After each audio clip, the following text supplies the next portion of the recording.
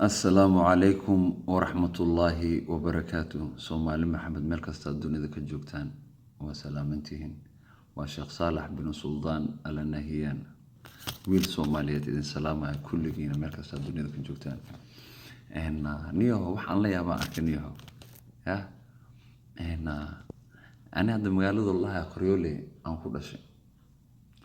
Just imagine haddii aan damco inaan Qoryooley aado lidhaho ma imaan kartid. miyay soconaysaa waxaas wax caqli gal miya Axmed Dhuxulo dabadhilif Kenya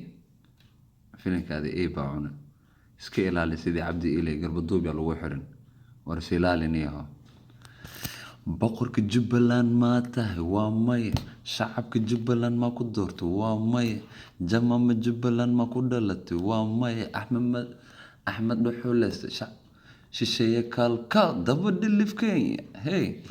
boqorka Jubbaland ma tahay waa may shacabka Jubbaland ma ku doortay waa may jamama Jubbaland ma ku dhalatay waa may Axmed Dhuxulo shisheeye kalkaal dabadhilif Kenya filinkaada baa cuna adeer. madaxweynaha aan weli la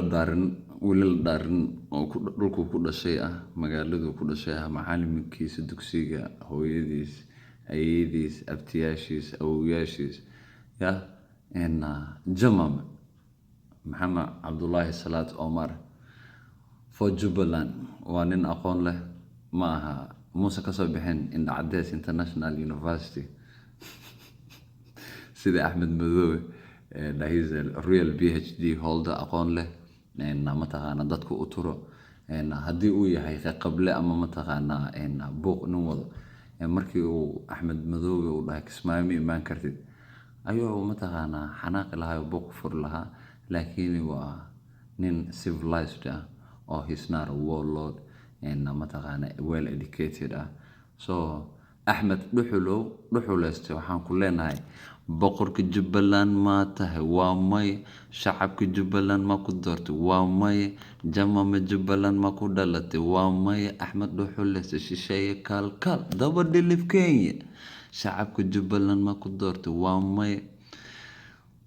boqorka Jubbaland ma tahay waa may jamama Jubbaland ma ku dhalatay waa may Axmed Dhuxulo shisheeye kalkaal dabadhilif Kenya idil war shisheeye kalkaal oo idil way yaacayaan Omar for Jubbaland Soomaali Maxamed haloo campaign gareeyo Omar si uu mataqaana Muqdisho uusan qarax dambe ugu dhicin. qaraxa Muqdisho ka dhaco waxaa laga maleegaa Kismaayo iyo Hargeysa iyo Garowe si loo soo afjaro waa inaynu mataqaana dowladda wixii mataqaana dowladda ka dambeeyo oo dowladda taageersan inaynu taageerno dani oo ku soo socona war ma haysid cagahaada wax ka digaysan adeer. Soomaali Maxamed waa salaamantihiin. waxaan kala tegaynaa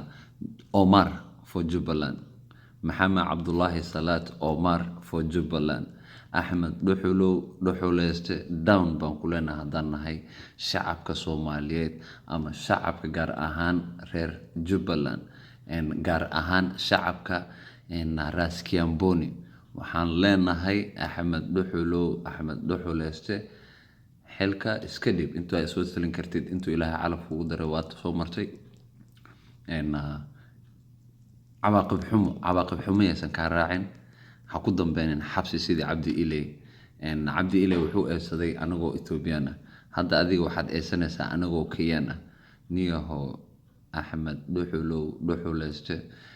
down baan leenahay hoos baa noo dhigtay adeer xilka iska dhib adigoo mataqaana lagu jiidin wassalaamu calaykum waraxmatullaahi wabarakaatuh. waa salaamantii Soomaali Maxamed meel kasta joogtaan.